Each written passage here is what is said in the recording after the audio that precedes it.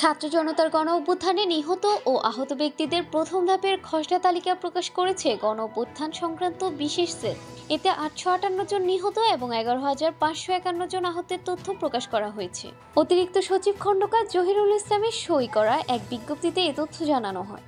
এতে বলা হয়েছে, জুলাই আগস্টে ছাত্র জনতার গণ অভ্যুত্থানে অংশগ্রহণ করে প্রতিপক্ষের আক্রমণে শহীদ বা আহত হয়েছেন এমন ব্যক্তিদের নামের তালিকা চূড়ান্ত করার লক্ষ্যে স্বাস্থ্যসেবা বিভাগ, স্বাস্থ্য অধিদপ্তর, 64 জেলা গঠিত জেলা কমিটি এবং গণ অভ্যুত্থান সংক্রান্ত বিশেষ সেল নিরলসভাবে কাজ করে যাচ্ছে।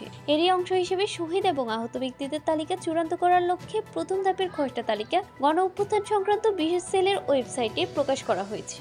এতে আরও বলা হয়েছে, প্রথম ধাপের উল্লিখিত খসড়া তালিকা দুটি আগামী 23 ডিসেম্বর পর্যন্ত সর্বসাধারণের জন্য উন্মুক্ত থাকবে। প্রকাশিত খসড়া তালিকা দুটিতে শহীদ ও আহত ব্যক্তিদের নাম, ঠিকানা ও অন্যান্য প্রাসঙ্গিক তথ্যাদি যাচাই অথবা সংশোধন বা চূড়ান্ত করতে শহীদ ও আহত ব্যক্তিদের পরিবারের সদস্য অথবা ওয়ারিশ অথবা প্রতিনিধিদের মতামত প্রদানের জন্য অনুরোধ করা হলো। এত দ্বারা প্রকাশিত তালিকার বিষয়ে কারো কোনো মতামত বা পরামর্শ থাকলে, সংযোজন বা বিয়োজন করার মতো যুক্তিসঙ্গত কোনো তথ্য থাকলে তা আগামী 23 ডিসেম্বরের মধ্যে গণ অভ্যুত্থান সংক্রান্ত বিশেষ সেলের ইমেইলে অবহিত করার জন্য